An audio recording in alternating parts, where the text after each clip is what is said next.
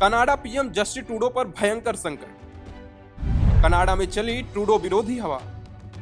सांसदों की मांग, ट्रूडो हो गए परेशान।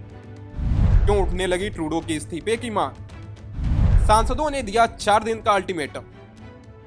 भारत के साथ खराब हुए रिश्तों से न सिर्फ भारतीय बल्कि कनाडाई पीएम से कनाडा के सांसद भी नाराज हैं। इसी वजह से कनाडा में जस्टिन ट्रूडो के इस्तीफे की मांग हो रही है। कनाडाई सांसदों ने उनके इस्तीफे की मांग की है। इतना ही नहीं, 4 दिन का अल्टीमेटम भी दे दिया है। सीबीसी न्यूज की एक रिपोर्ट के मुताबिक लिबरल सांसदों ने पार्लियामेंट हिल पर इकट्ठा होकर ट्रूडो के इस्तीफे की मांग की।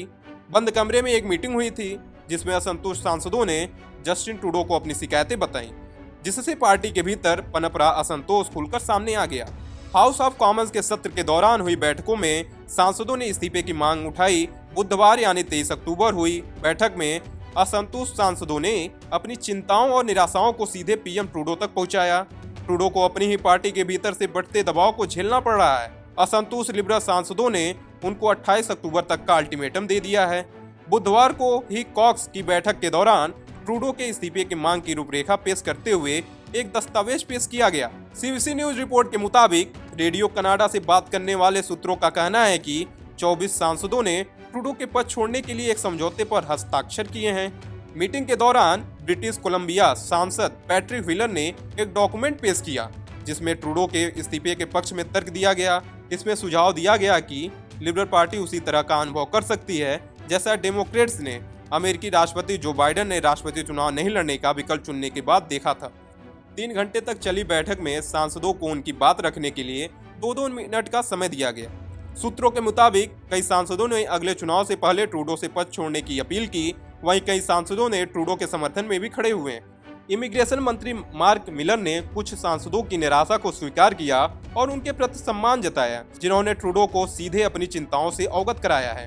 सीबीसी न्यूज रिपोर्ट में कहा गया, मौलिक रूप से यह कुछ ऐसा है जो कुछ समय से चल रहा है। लोगों के लिए इसे बाहर निकालना जरूरी है। यह कोई कोड रेड हालात नहीं है। पीएम निश्चित रूप से सच्चाई को संभाल सकते हैं। कनाडा में नए राजनीतिक हालात भारत और कनाडा के बीच बढ़ते तनाव से ऐसे हो गए हैं। ट्रूडो ने पिछले साल कनाडाई संसद में आरोप लगाया था कि खालिस्तानी आतंकी हरदीप सिंह निज्जर की हत्या में भारत का हाथ होने का विश्वसनीय सबूत है। तभी से दोनों के संबंधों में खटास आ गई थी। हालांकि भारत ने उनके बयान को बेतुका और राजनीति से प्रेरित बताया था।